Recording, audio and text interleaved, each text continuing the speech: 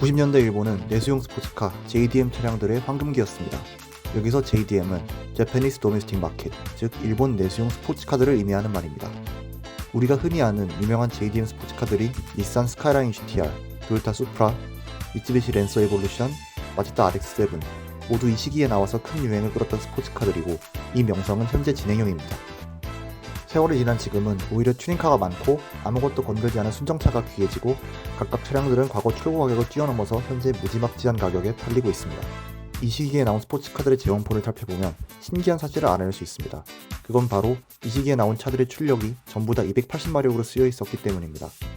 위에 차들에 들어가는 엔진의 원동기 형식, 코드 전부 다 다른데 출력이 280마력으로 똑같습니다. 게다가 이 마력 제한이 걸린 차들 모두 최고 속도가 180km로 전부 같습니다. 마치 사전에 말을 맞춘 것 같은 모습이죠. 대체 무엇 때문에 이런 일이 벌어진 걸까요? 해답은 당시 일본의 자동차 산업 배경이 있습니다.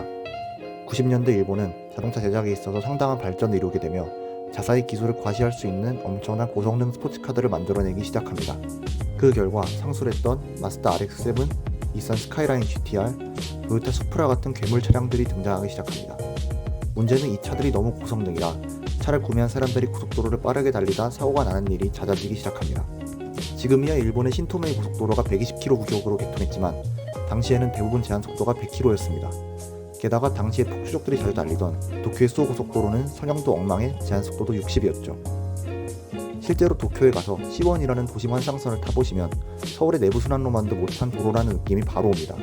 그런데 당시 기술력을 자랑했던 위의 차량들은 100km는 우습고 200km 이상을 가뿐히 낼 수 있던 차들이었습니다. 그러다 보니 자연스레 과속 차량들로 인한 사고가 잦아지고 결국 일본 교통선과 자동차 메이커들은 서로 암묵적 합의, 자율 규제를 하게 됩니다.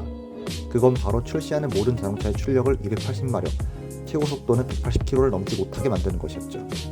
그 결과 자동차의 배기량과 엔진 규형만 봤을 땐 300마력 후반대도 순정 상태에서 충분히 찍을 법한 스펙의 차량들이 아이러니하게도 모두 280마력의 출력을 가지고 나오는 일이 발생한 겁니다. 대표적 예시로 토요타의 4세대 80 수프라가 있습니다. 이 차의 엔진은 직렬 6기통 3000cc 트윈터보 2JG GT 엔진인데 400마력은 좋게 뽑을 것 같은 이 차의 출력은 280마력입니다. 마찬가지로 닛산의 스카이라인 GTR도 직렬 6기통 RB86 DTT 트윈터보 엔진을 얹고 있는데 출력 280마력밖에 안됩니다. 둘 다 최고 속도도 물론 180밖에 안 나오고 계기판에도 180 이후의 속도는 쓰여있지 않았습니다. 더 놀라운 사실은 토요타의 기함이라고 알려진 토요타 센츄리도 엔진이 V12 12기통의 5000cc인데 출력은 280마력입니다. 당시에 벤츠의 12기통 세단인 S600이 400마력 정도였던 걸 감안하면 꽤 큰 차이입니다. 여기까지만 보면 그러면 일본 튜닝 산업이 어떻게 그렇게 명성을 떨쳤는가 싶은 의문이 드실 텐데 이 280마력, 180km의 규정엔 맹점이 있었습니다. 이 룰은 말 그대로 자율규제였기 때문에 소비자가 차를 구매한 후에 어둠의 경로나 외부 루트로 미터를 해제해도 제재가 없었습니다. 그리고 이 규제가 행해지던 90년대 속에서도 튜닝샵들은 야타베라는 원형 트랙에서 300km에 도전하는 이른바 야타베 탑 스피드 트라이얼을 자주 진행했었습니다. 덕분에 마력 규제가 있었음에도 외부의 튜닝샵들은 180의 속도 제한을 없앨 수 있는 부품 키트들을 많이 팔았습니다. 또한 280마력이라는 출력은 원래 엔진이 가지고 있던 포텐셜을 억누른 상태나 마찬가지였기 때문에 2JG나 RB26 같은 엔진들은 엔진 내부 부품을 교환하는 작업 없이 ECU에서 부스트압을 올리는 작업만 해도 280마력의 300 후반, 400마력은 거뜬히 찍는 미친듯한 포텐셜을 보여주었습니다.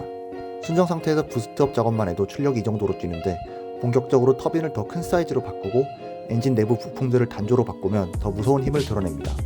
이때 RB26 엔진을 달고 있었던 스카이라인 GTR은 출력을 올려도 엔진이 깨지지 않는 강철 엔진으로 이루어졌고 이니셜 D 애니메이션에 나오는 사신 호조 리넷 차량 역시 650마력의 출력을 보유한 것으로 나오는데 이건 작중 차량들 중 최고 출력입니다. 토요타 수프라가 순정으로 장착하고 있던 2JG GT 엔진도 당시에 본격적으로 하드코어로 튜닝하면 1000마력을 찍을 수 있다고 알려져 있었습니다. 이 JG 계열의 엔진들은 1JG, 2JG가 존재했는데 양쪽 모두 튜닝 쪽에서는 유명세를 떨쳤습니다. 2JG 엔진은 우리가 흔히 아는 토요타 수프라 차량에 얹어졌고 1JG 엔진은 현재에도 일본에서 드리프트 차량으로 많이 쓰이는 토요타 체이소, 마크2, 크리스타 같은 차량들에 장착되어 출시되었습니다. 두 엔진 모두 출고 출력값은 280마력이었지만 조그만 작업해도 금세 400마력을 찍었기 때문에 튜닝에서 인기가 좋았습니다. 또한 이렇게 출력을 높게 뽑을 수 있다는 장점이 소문을 타면서 차의 엔진을 바꿔 장착하는 엔진 스왑 튜닝의 조금 밑거름이 되기도 했습니다. 예를 들자면 오래된 바디의 BMW 차량으로 드리프트 차량을 만들고자 할 때 2제이지 엔진을 스왑해서 장착하는 방식입니다.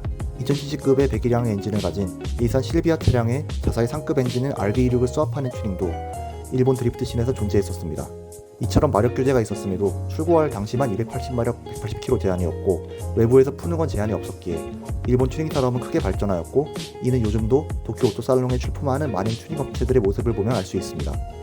한편 이 마력 규제 또한 전환점을 맞는데 2004년에 혼다에서 4세대 레전드 차량을 출시하면서부터입니다. 이 차량의 출력은 295마력으로 일본에서 최초로 280마력을 넘긴 차량이라는 타이틀도 갖고 있습니다. 이때 이후로 나온 닛산 GT-R이 480마력, 그리고 이후 렉서스에서는 ISF라는 420마력의 고성능 모델을 출시하는 등 마력 제한 규정은 사실상 사라지게 되고, 일본 자동차 메이커들도 고출력 고성능 차량들의 개발에 더 박차를 가하게 되며 마력 규제는 역사 속으로 사라지게 됩니다. 오늘은 90년대 일본 자동차들의 마력 규제에 대해 알아보았습니다. 다음번에는 더 유익한 콘텐츠로 찾아뵙도록 하겠습니다. 감사합니다.